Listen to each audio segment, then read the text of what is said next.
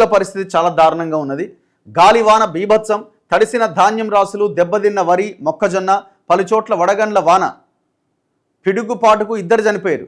విద్యుత్కు అంతరాయం, మరో 2 రోజులు వర్షాలు పడే అవకాశం ఉందట. అధికారులు అప్రమత్తంగా ఉండండి, ముఖ్యమంత్రి ఆదేశం. ములుగు జిల్లాలో 2 రైతుల ఆత్మహత్యా యత్నం. పంట నష్టపోయి ఒకరు, అప్పుల ఒత్తిడికి మరొకరు. నిన్న నాకు కూడా వీడియోలు వచ్చినాయి, పాపం 2 రైతులు చనిపోయారు అక్కడ. యాదాద్రి భువనగిరి జిల్లా మోత్కూరు మార్కెట్లో వానకు తడిసిన ధాన్యం. చాలా ఘోరంగా ఉన్నది పరిస్థితి. ఇప్పుడు పంట నష్టపోతే పంటల బీమా పథకం అందుబాటులో ఉండాలి. తెలంగాణ వచ్చిన తర్వాత మనం కనీసం గిది కూడా చేసుకోలేకపోయినాం కదా. ఏమనంటే రైతు బంధు ఇచ్చిన ఆయన, ఈయన రకరకాల ఏవో ఇచ్చిన, అది రుణమాఫీ చేసిన ఈయన. అసలు పంట నష్టపోయిన రైతు ఎవరండి? ఎక్కువగా కౌలు రైతులే. ఈ తెలంగాణలో 35% భూమి కౌలు రైతులే సాగు చేస్తున్నారు. ఎకరం ఉండి 2 ఎకరాలు సాగు చేస్తున్న వాళ్ళు కౌలు రైతు అయి ఉండొచ్చు. అసలే భూమి లేని నిరుపేద రైతులు ఎక్కడో దగ్గర కౌలుకు తీసుకొని చేస్తున్న వాళ్ళు అయి ఉండొచ్చు.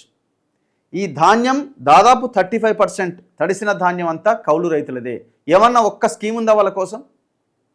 కనీసం పంట నష్టపోతే ఒక పథకాన్ని పెట్టి, ఒక బీమా పథకాన్ని పెట్టి వాళ్ళని ఆదుకోవాలనే కనీస ఆలోచన ఉందా? మీరు హామీ ఇచ్చారు, ప్రతిరోజు వ్యవసాయ శాఖ మంత్రి మాట్లాడతాడు బీమా పథకం వస్తుంది. ఎప్పుడు వస్తుంది? వచ్చే అనే కన్నే ఉన్నది. ఇంకా అట్లీస్ట్ ఆ కేంద్రం అది మంచిదో అవుతుందో కాదో, ఆ ఫసల్ బీమా యోజన పథకాన్ని అడాప్ట్ చేసుకొని దానికి ఇంకా ఏదైనా యాడ్ చేసి ఇంకొక బలమైన పథకాన్ని తయారు చేయొచ్చు కదా. ఎంత ప్రతిరోజు వార్త చూస్తున్నాం ఇది. తడిసిన ధాన్యం, నేల రాలిన మామిడి పంట కూడా మీరు చూడండి. ఇగో మామిడి నష్టాలే దిగుబడి, దెబ్బతీసిన అకాల వర్షాలు. ఒకవైపు ఖాతా సరిగా లేక రైతులు ఆందోళన చెందుతున్న తరుణంలో అకాల వర్షాలు వారి ఆశలను తుంచేస్తున్నాయి. ఇటీవల ఈదురుగాలులు, వడగండ్లతో మామిడి తోటలకు తీవ్ర నష్టం వాటిల్లింది.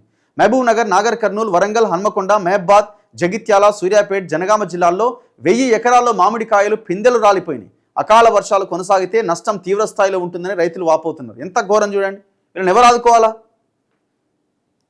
కొర్రా ధనుంజయ్ రైతు, మాదన్నపేట, వరంగల్ జిల్లా. ఆశలు నేలరాలని, మామిడి తీసేయాలి అని అందరూ చెబుతున్నా పంట మీద ఇష్టంతో 14 ఎకరాల్లో తోటలు కొనసాగిస్తున్నా. ఇప్పుడిప్పుడే కాయలు పెద్దగా అవుతున్నాయి. వడగండ్ల వానతో టన్నుకు పైగా కాయలు రాలిపోయినాయి. అవి తినడానికి కానీ పచ్చడికి కానీ పనికిరానివిగా మారిపోయినాయి.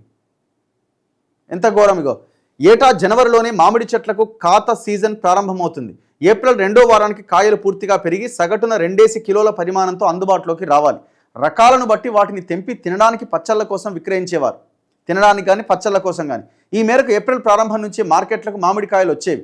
ఈ ఏడాది ఇప్పటికీ చాలా మేర జనవరిలో మాదిరిగా తోటల్లో పిందెలే ఉన్నాయి. పెద్ద మామిడికాయలు అక్కడక్కడ మాత్రమే కనిపిస్తున్నాయట. కారణం ఏంటి అంటే ప్రతికూలమైన వాతావరణ పరిస్థితుల వల్లే ఈ సిచ్యువేషన్ వచ్చింది అని చెప్తున్నారు. అంటే ఇట్లా ఈ అకాల వర్షాలు, వడగండ్ల వల్ల ప్రతి పంట నాశనమే. ఇట్లా ఇక్కడ వరి, అన్ని పేపర్లో ఈ వార్త హైలైట్ అవుతున్నది. ఇంకా రైతుల ఆత్మహత్యలు కొనసాగుతూనే ఉన్నాయి.